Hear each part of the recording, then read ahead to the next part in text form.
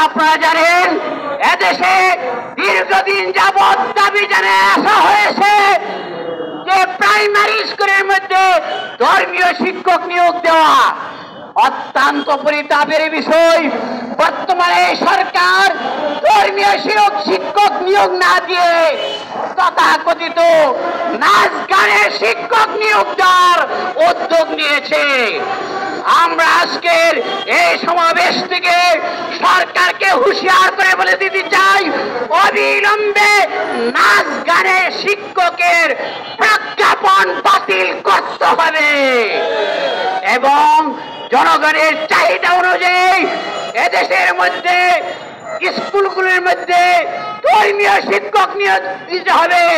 আর ধর্মীয় শিক্ষক হতে হবে আলেম, যারা প্রশিক্ষণ প্রাপ্ত, তাদেরকে প্রাইমারিতে নিয়োগ দিতে হবে।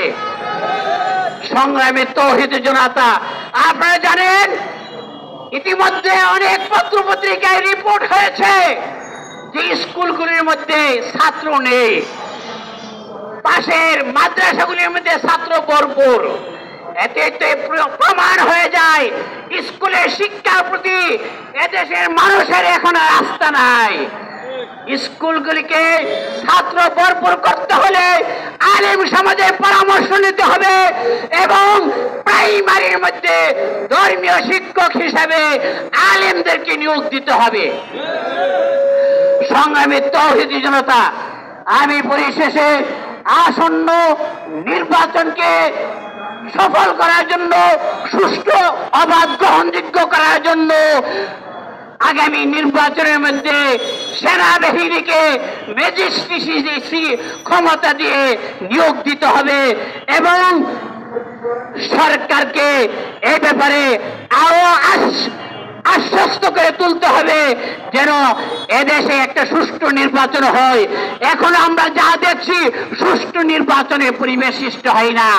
আমরা ফেব্রুয়ারিতে নির্বাচন চাই, নির্বাচনে সেই সুষ্ঠু সুন্দর পরিবেশ তৈরি করতে হবে তার পূর্বে।